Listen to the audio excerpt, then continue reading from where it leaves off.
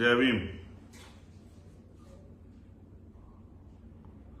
जय भारत, जय संविधान, जय मंडल, जय जोहार, जय जवान, जय किसान। भारतीय लोकतंत्र जिंदाबाद, भारतीय संविधान जिंदाबाद।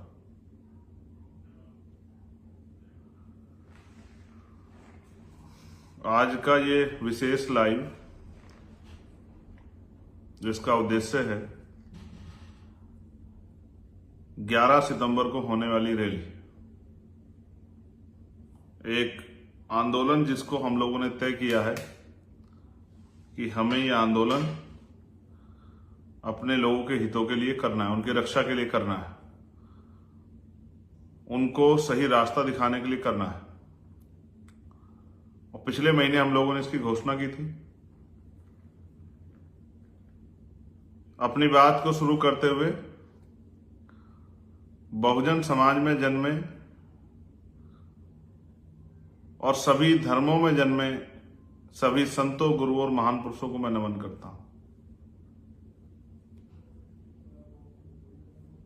महामानव तथागत बुद्ध से लेकर संत श्रोमणी सतगुरु रविदास जी महाराज, भगवान वाल्मीकि महाराज, गुरु नानक देव, संत कबीर, गुरु नामदेव, संत गाडगे जी महाराज, नारायण गुरु, राष्ट्रपिता ज्योतिबा फूले, छत्रपति साहू जी महाराज, डॉक्टर बाबा साहब अम्बेडकर, सर छोटू राम, महामना राम सुवर्मा, चौधरी चरण सिंह, जननायक कपूरी ठाकुर, बाबू जगदेव प्रसाद कुशवाहा, बाबू शिवदयाल चौरसिया,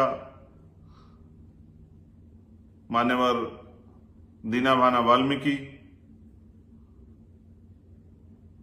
मान्यवर संतराम बी ए प्रजापति और मान्यवर काशीराम साहब को नमन करते हुए मैं आज के अपने लाइव की शुरुआत करता हूं। और आप जानते हैं कि मैं अभी 4 दिन का एक दौरा करके विदेश से लौटा हूं। और ये भी दौरा जो है घूमने फिरने के लिए नहीं था, वहां रहने वाले समाज से अपनी बात रखने के लिए और उनसे भविष्य में भीम आर्मी आजाद समाज पार्टी और अपने महान पुरुषों के जो सपने हैं उनको पूरा करने के लिए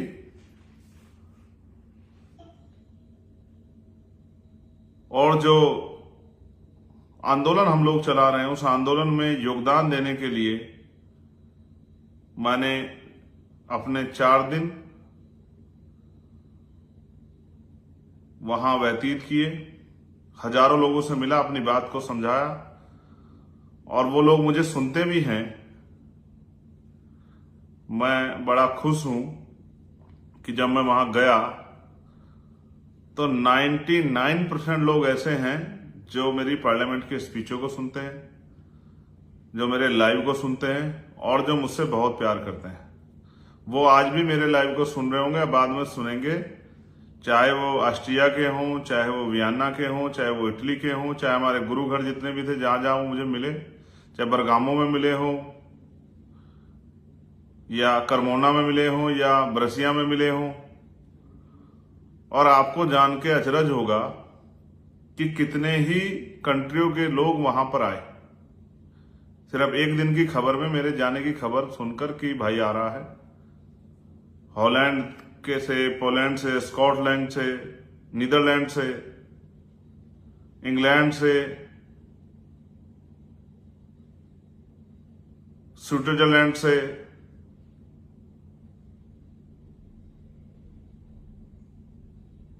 फ्रांस से, जर्मनी से, इतने लोग वहां पहुंचे। उन भाइयों से, माओ से, बहनों से बात करके मन में सुकून हुआ कि वहां रहने वाले लोग भी महापुरुषों के मिशन के बारे में उतना ही तकलीफ, दर्द रखते हैं जितना यहां वाले रखते हैं।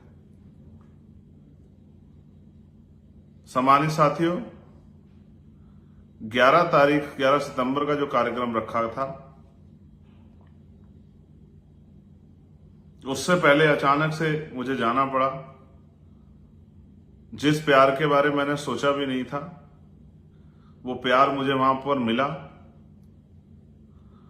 मुझे जो सम्मान वहां पर मिला, मैं उसके लिए हमेशा ऋणी रहूंगा अपने भाइयों का। ग्लोबल रविदासिया फाउंडेशन और तमाम संगठन, हमारे गुरु घर की प्रबंधक कमेटियां, उन सब का। साथ साथ मैंने वहां से बहुत कुछ सीखा भी। जब मैं वहां गया, मैंने वहां के एजुकेशन सिस्टम को, हेल्थ सिस्टम को, वहां के रोजगार की व्यवस्था को, खेती की व्यवस्था को, वहां की सफाई व्यवस्था को, वहां के कर्मचारियों के समस्याओं को, या वहां के कर्मचारियों के जीवन को, आम लोगों के जीवन को किस तरह से वो लोग जीते हैं, इसको भी मैंने सीखा और समझने का प्रयास किया। जिस राज की बात हम करते हैं, बेगमपुरा राज, मैंने महसूस किया कि वहां का जो राज व्यवस्था है वो बेगमपुरा जैसी है। वहां लोग खुश हैं। लेकिन मैं मानता हूं कि हमें भारत में भी ऐसे ही अवसर और ऐसी ही व्यवस्था तैयार करनी है। वहां लोग, हमारे लोग खुश हैं, ये अच्छी बात है, लेकिन भारत में भी गरीबों, किसानों, कमजोरों, मजदूरों, महिलाओं, नौजवानों की जिंदगी में सुख, सुविधा और सम्मान आए, इज्जत की रोटी, साफ स्वच्छ कपड़ों के साथ जीवन यापन, सुकून की छत के नीचे पीने के लिए साफ पानी की व्यवस्था, झूठ द्वेष से दूर, अपने अधिकारों जिम्मेदारियों के प्रति जागरूक, अच्छी पढ़ाई व्यवस्था, अच्छी रोजगार व्यवस्था, अच्छी स्वास्थ्य व्यवस्था के साथ एक आदर्श भारतीय का जीवन जीने के लिए तैयार होने योग्य बनाने के लिए भी हमें इधर भी काम करना है। मैं डॉक्टर बाबा साहब अम्बेडकर की उस बात को याद करता हूं कि हम प्रथम और अंत्य भारतीय हैं। मैंने वहां भी कहा, ऑस्ट्रिया, वियना, यूरोपियन कंट्री में जाके, कि मुझे गर्व है कि हम भारतीय हैं और मैं अपने देश से, अपने देश के झंडे से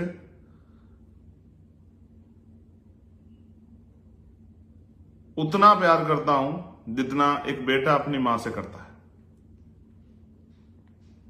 मुझे मेरी मातृभूमि पर, मुझे मेरे देश पर, मुझे मेरे भारत पर गर्व। यहां कुछ समस्याएं हैं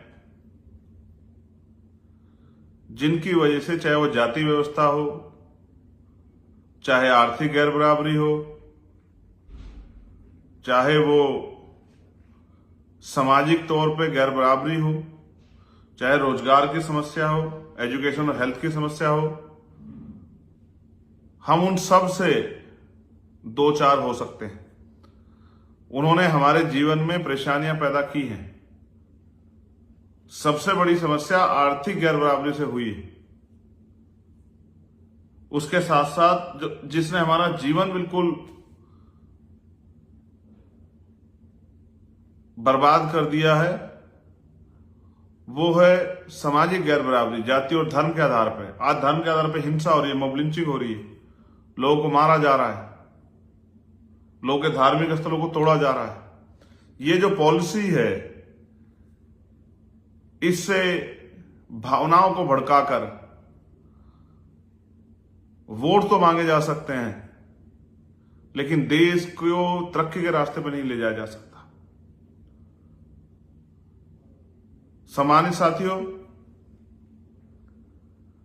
11 तारीख को जो रैली होनी थी, उसको अटकाने के लिए, उससे भय खाके सरकार और सरकार के सहयोगियों ने एड़ी चोटी के जोड़ लगाए कि हम परमिशन ना हो, और तमाम तरह की परेशानियां साथ में खड़ी की। लेकिन एक परेशानी सबसे बड़ी ये आई कि बारिश जो है लगातार जारी है। जो लोग यहां आ रहे हैं और हमारे कंधों पे जिम्मेदारी है। आपने देखा होगा नेता तो टेंट के नीचे रहता है, वाटर प्रूफ जो टेंट होता रहता है, लेकिन आम जो कार्यकर्ता पदाधिकारी होते हैं उनको बारिश में भीगना पड़ता है, परेशानी का सामना उठाना पड़ता है। तो मेरी और हमारे साथियों की जिम्मेदारी है कि किसी को उस तरह की परेशानी ना हो। इसलिए हमने मौसम को ध्यान में रखते हुए इंदिरा गांधी स्टेडियम जो आईटीओ के पास है, इंदिरा गांधी स्टेडियम जो आईटीओ के पास है, वहां पर इस अपने कार्यक्रम को सफल बनाने की व्यवस्था की है। जो कार्यक्रम पहले हमारा रामलीला मैदान में होना था, अब वो कार्यक्रम आप सबके सहयोग से indoor stadium Indira Gandhi stadium जो है, जो आईटीओ के पास है, उसमें होगा बहुत जल्द, कल सुबह तक। और आज लेट नाइट में उस कार्यक्रम की लोकेशन यूपी से आने वाले लोगों के लिए, जो गाजियाबाद के रास्ते आएंगे, जो हापुड़ के रास्ते आएंगे उनके लिए, जो नोएडा से होके आएंगे उनके लिए, जो हरियाणा से होके आएंगे उनके लिए, जो प्लेन से आएंगे उनके लिए, जो ट्रेन से आएंगे उनके लिए, जो बसों से आएंगे उनके लिए।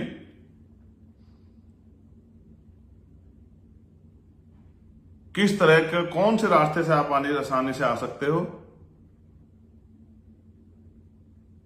उसका रोड मैप मैं कुछ ही देर में अभी जारी करवा दूंगा। और कल सुबह 11 बजे ट्विटर पर एक हैशटैग भी हम लोग चलाएंगे, 11 सितंबर इंदिरा गांधी स्टेडियम चलो।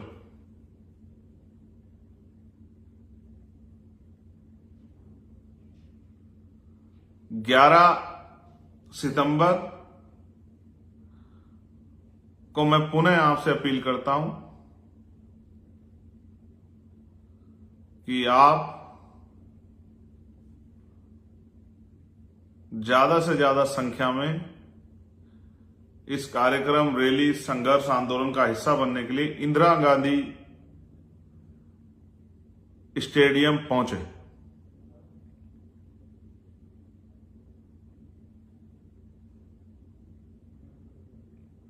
वहां पर अंदर और बाहर सभी के लिए हमने व्यवस्था की है कि आसानी से हमारी बात हमारे आने वाले बहादुर योद्धाओं तक पहुंचाए। मैं पुनः आपको याद दिलाना चाहता हूं, 11 सितंबर सुबह 10 बजे इंदिरा गांधी स्टेडियम, आईटीओ के पास, दिल्ली। मैं आप सबका इंतजार करूंगा।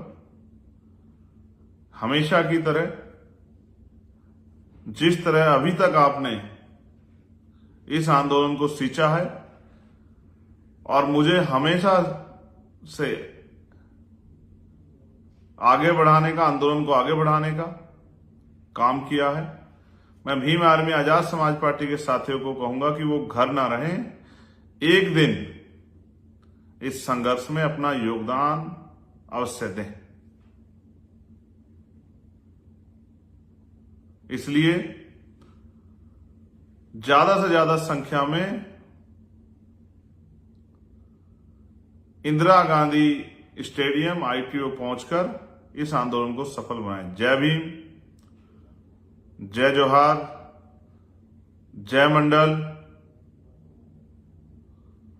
जय विज्ञान, जय भीम, जय भारत, जय संविधान। आप सभी के लिए बहुत बहुत मंगल कामनाएं और आशा और उम्मीद कि हमेशा की तरह आप इस आंदोलन को भी सफल बनाकर विरोधियों को मुंहतोड़ जवाब देंगे। मैं चंद्रशेखर आजाद, आपका भाई, आपका बेटा, आपका कार्यकर्ता, आपका इंतजार करूंगा। धन्यवाद।